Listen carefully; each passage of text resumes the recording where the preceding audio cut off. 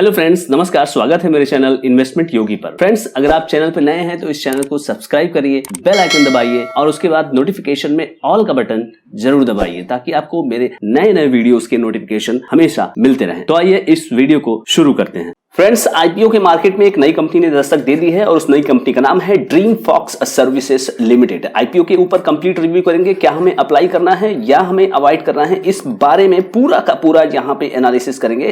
Company कैसी है आइए देखते हैं, पूरा एनालिसिस करते हैं। अगर आप चैनल पर नए हैं तो चैनल को सब्सक्राइब करिए, वीडियो को लाइक शेयर करिए। चलिए इस वीडियो को शुरू करते हैं। इस कंपनी का जो गठन हुआ था यानी इनकॉर्पोरेशन हुआ था इस कंपनी का, तो ये हुआ था 2008 में। तब से ये कंपनी काम कर रही है।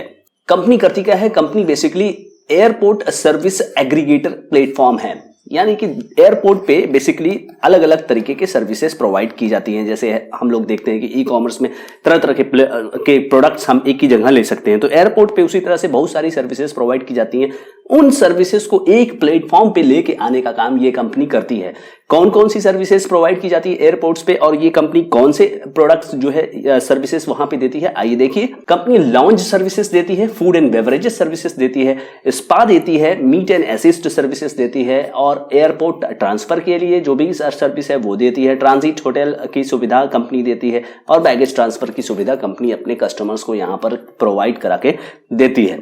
फ्रेंड्स, बात करते हैं कि केवल इस सर्विस की बात है या फिर और भी सर्विसेज है। इसके अलावा ये अभी क्या हो गए, इन्होंने किया क्या कि इंटीग्रेट कर दिया इन्होंने ग्लोबल कार्ड कंपनीज को। जैसे बहुत सारी कंपनियां होती है, जैसे वीजा है या मास्टर कार्ड है, तो इस तरह की कंपनी को इन्होंने क्या किया कि इस अपने एग्रीगेटर प्लेटफॉर्म पे जोड़ दिया, ताकि जो लोग इनके कार्ड वगैरह का इस्तेमाल करते हैं इन सर्विसेज को लेने के लिए, तो एक पूरा का पूरा मैकेनिज्म इसमें डेवलप हो जाता है। और इन कार्ड कंपनियों में इंडिया की भी कंपनी जैसे कि रुपे है और भारत के जो बैंक्स हैं उनको भी इन्होंने इंटीग्रेट किया हुआ है। अब अगर बात करते हैं एस्टिमेटेड मार्केट शेयर की, एक्सेस ऑफ कार्ड के थ्रू अगर वहां पे जो सर्विसेज ली जाती है उसमें अगर इनके मार्केट शेयर की बात की जाए तो ये काफी ज्यादा है, 95%। ये कंपनी एक अपने क्षेत्र की लीडिंग कंपनी इसलिए है क्योंकि ये कंपनी इनिशिएटर है, ये कंपनी सबसे पहले मूवर है, फर्स्ट मूवर है, बाकी लोग इसके पीछे ही रहेंगे। या है मोर देन 50 क्लाइंट्स हैं कार्ड नेटवर्क में, इसके पास 50 से ज्यादा क्लाइंट हैं। 9.79 million passengers availed services since 2020, ये इनका ये डेटा है। इस कंपनी का प्रेजेंस केवल भारत में ही नहीं है बल्कि ये कंपनी भारत के बाहर भी काम कर रही है और दुनिया भर में 121 देशों में ये कंपनी 1416 टच पॉइंट्स इनके हैं जहां पर कि ये काम कर रही है। उसमें से 244 भारत में है और 1172 ओवरसीज मार्केट में इनके हैं। 31 मार्च 2022 का ये डेटा है। More than 80% market share in domestic lounge access. Bharat में जो लॉन्च एक्सेस की जाती है, एयरपोर्ट पे जो लॉन्च एक्सेस की जाती है, और उसके आधार पे अगर आप इनके मार्केट शेयर की बात करें तो 80% से ज्यादा है, क्योंकि ये फर्स्ट मूवर है इस तरह की सर्विस प्रोवाइड करने में। और ट्रांसफॉर्म, इसके अलावा केवल यही नहीं है कि ये लॉन्च सर्विस एयरपोर्ट पे सर्विस प्रोवाइडर है, केवल इन्होंने लॉन्च एक्सेस को प्रोवाइड करने के लिए end to end technology service भी दी है ताकि बाकी कंपनियां इनके नेटवर्क में आके सर्विस प्रोवाइड कर सके। प्रमोटर्स इनके कौन है? लिबर्था पीटर कैलाट, मुकेश यादव, दिनेश नागपाल, ये इनके प्रमोटर हैं। फंड का प्रयोग कहां होगा? फंड का प्रयोग कहीं नहीं होगा, यानी कंपनी को यहां पर 1 रुपया भी मिलने वाला नहीं है। कंपनी कुछ भी नहीं मिलेगा क्योंकि ये ऑफर फॉर सेल है, कंपनी को कोई भी पैसा नहीं मिलेगा।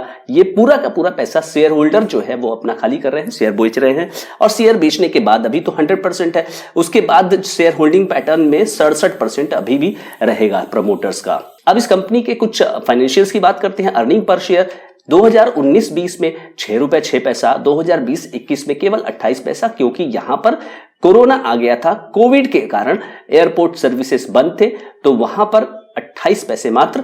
और अगर 2021-22 से जैसे जैसे धीरे धीरे रिस्ट्रिक्शंस खुलने शुरू हुए उसके बाद 3 रुपए 11 पैसे। रिटर्न ऑन नेटवर्थ की बात करिए 2019-20 में 48%, 2020-21 में केवल 2.25% और 2021-22 में 19.78%। यानी कि आपका अभी भी प्री कोरोना का जो स्तर है, वो प्री कोविड का स्तर जो है वो अभी भी कंपनी ले नहीं पाई है। रेवेन्यू की बात करें करोड़ में है, 367 करोड़ का रेवेन्यू 2019-20 में था, जो कि ड्रॉप हो गया 3 गुना से के आसपास 2020-21 में 108 करोड़ और 283 करोड़ 2021-22 में।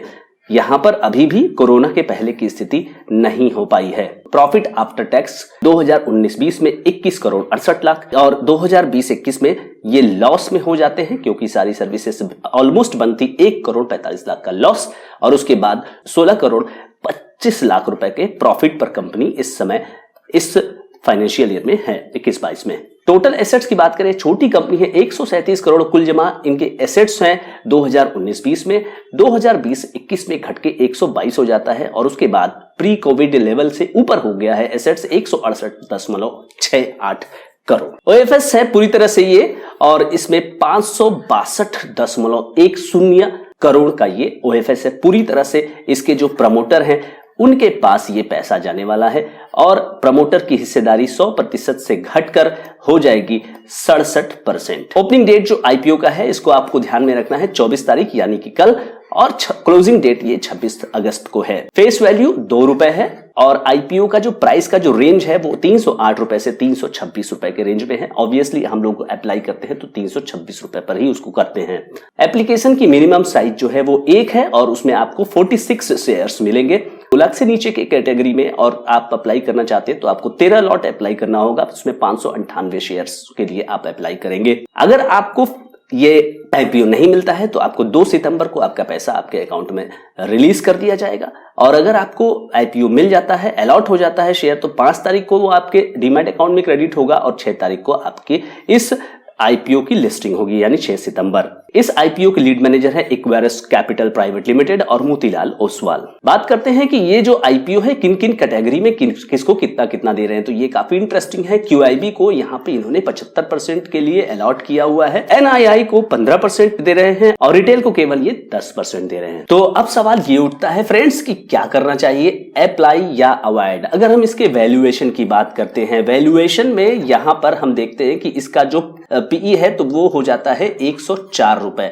पीई के लिए ईपीएस जो हमारा लेटेस्ट है और अपर प्राइस बैंड है उसको हमने यहां पे बेस बनाया है, उस हिसाब से ये वैल्यूएशन इसकी बहुत ज्यादा महंगी है। पॉजिटिव क्या है फ्रेंड्स, पॉजिटिव की बात अगर हम करते हैं तो पॉजिटिव इसमें यह है कि ये जो एक यूनिक काइंड ऑफ मॉडल है, एयरपोर्ट पे एग्रीगेटर सर्विस प्रोवाइडर है, और उसमें ये एक लीडिंग कंपनी है। लीडिंग कंपनी होने का मतलब ये नहीं है कि आप इतना महंगा वैल्यूएशन पे अपने स्टेक को खाली करें। क्या कर रहे हैं प्रमोटर्स, यहाँ पे ओएफएस लेके आए हुए हैं, ओएफएस लेके आए हुए हैं तो वो अपने माल को खाली कर रहे हैं, अपने शेयर को खाली कर रहे हैं।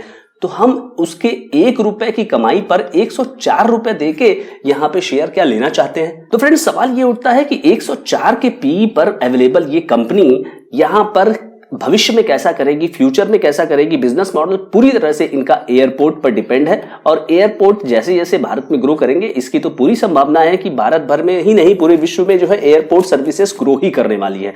तो उसमें तो कोई डाउट नहीं है, बिजनेस मॉडल ओके है, बिजनेस मॉडल ओके है। लेकिन क्या 104 के पीई पे हमें ये शेयर लेना चाहिए? वैल्यूएशन काफी ज्यादा महंगे हैं। पहली इसमें एक पॉइंट ये है फ्रेंड्स, यहां 2 चीजें होती हैं। एक तो होता है कि लिस्टिंग गेन, क्या हम लिस्टिंग गेन के लिए जा रहे हैं? तो लिस्टिंग गेन के लिए जाने के पहले हमें ये देखना पड़ेगा कि क्यूआईबी और एनआईआई का रिस्पॉन्स यहां पर क्या रहता है। तो ये चीज जो है हमें पहले दिन तो नहीं पता चलेगी, हाँ दूसरे दिन हम वहां पे स्टेटस देख के हम यहां ये कह सकते हैं। अब इस समय मार्केट की स्थिति क्या है, मार्केट हो गया है काफी वोलाटाइल, मार्केट काफी वोलाटाइल हो गया है। तो उस हिसाब से अगर 100% या 50% इस तरह के गेन की बात तो हम नहीं कह सकते, लेकिन हाँ अगर इस आईपीओ में हम लिस्टिंग गेन के लिए जाते हैं और क्यूआईबी और एनआईआई का अच्छा रिस्पांस आता है तो हमें 15 से 20% या 25% का यहाँ पे लिस्टिंग गेन दिखाई दे सकता है। हमें उससे ज्यादा एक्सपेक्ट यहाँ से नहीं करना चाहिए। अब बात तो यहाँ पे करते हैं लॉन्ग टर्म के लिए। लॉन्ग टर्म के लिए अगर आपको पैसा लगाना ही है तो मेरे ख्याल से अभी थोड़ा सा वेट करना चाहिए, और अगर आईपीओ में रिस्पांस अच्छा नहीं आता है और कुछ समय के बाद अगर ये शेयर अच्छे भाव में मिलता है तो हमें वहां से इसको उठाना चाहिए। लेकिन यहां अगर क्यूआईबी का अगर आप देखिए रेशियो वो काफी ज्यादा अलॉट किया गया है, एनआईआई को भी ज्यादा अलॉट किया गया है, रिटेल को कम अलॉट किया गया है।